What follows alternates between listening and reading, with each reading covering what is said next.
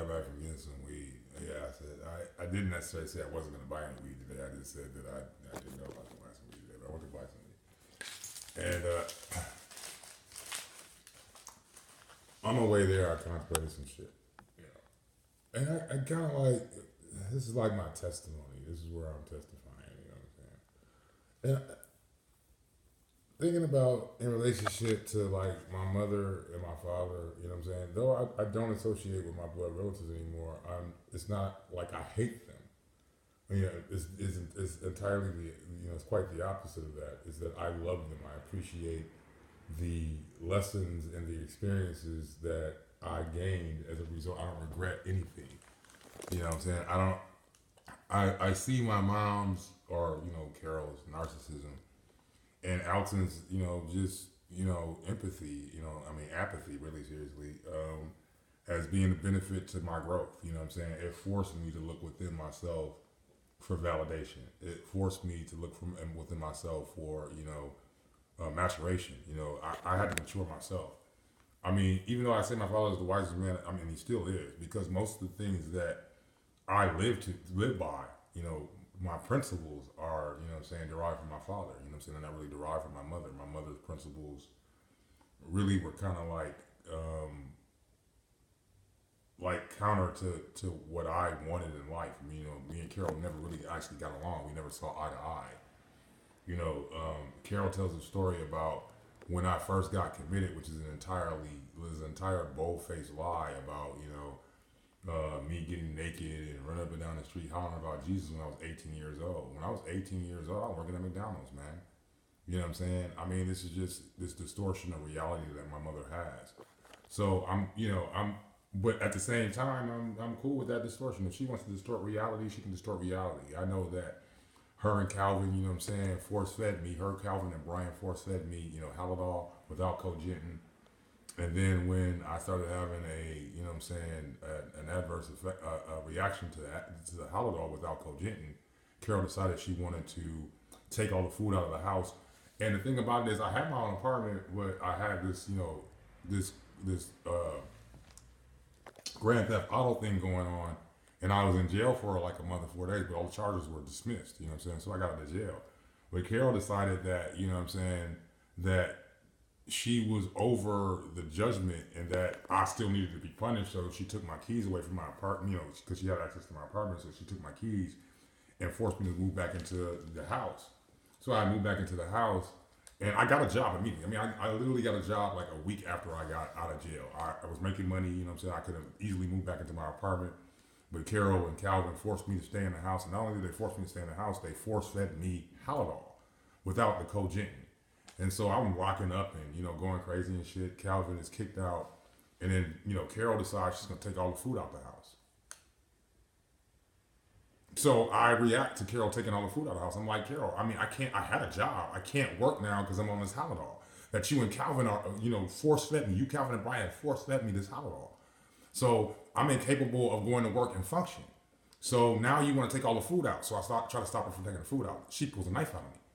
So, even in my Halidol, state, I could take the knife from her. So I take the knife from her and put it back in the sheath. She gets on the phone and calls the police. I'm 21 years old now, almost 22, matter of fact. I'm almost 22. No, matter of fact, I had just turned 22. This is the fucking goddamn, this is the winter of 91. So she picks up the phone, she calls the police and tells the police, my son has attacked me, so on and so on, police and the police. Now, of course, this is LA, man. This is 90s. The cops ain't coming and asking no black male what happened, what occurred, or how it went down. They rush in the house. I run up to my room. They grab me. They hog tie me, throw me in the back of the car. Next thing I know, I'm at, King Drew, and Carol's there telling the motherfucking psychiatrist all kinds of shit. You know what I'm saying? So they take me and, diagnose me and whatever, and realize that, oh shit, he's autistic. And so I get a re-diagnosis of autism, which I hadn't had up until this period of time. Carol has tried to, live this life where I was slightly autistic.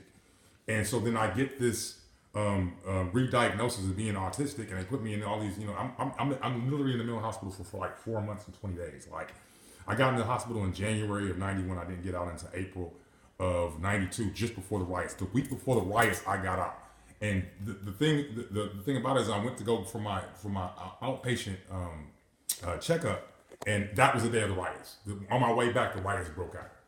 So the fact that, and Carol put this on this restraining order that she just fucking filled out like almost 3 years ago, that this same incident that I was 18 and she had me hospitalized when I was 18 for running up and down the street hollering about I was Jesus knocking on people's doors, which did not happen. It did happen, not to me. It happened to her golden child, but somehow she forgets the fact that her golden child was looped and was running up and down the street of, Baldwin Hills naked and being traced by me and Truson, rest in peace, you know what I'm saying?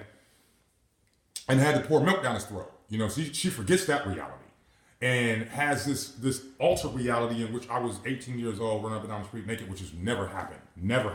But she put this on her complaint for her restraining order that ever since Alton was 18 and which is a defamation of my character, and she publicized it on, which is an actual defamation of character, which I'm really thinking about legal action because she publicized it. She put it on a court document, which is an entire lie. You can go to, King Drew and get my actual medical records and realize when I was committed, that I was not committed at all at 18 years old, 19 years old, 20 years old, 21 years old. I wasn't committed to 22.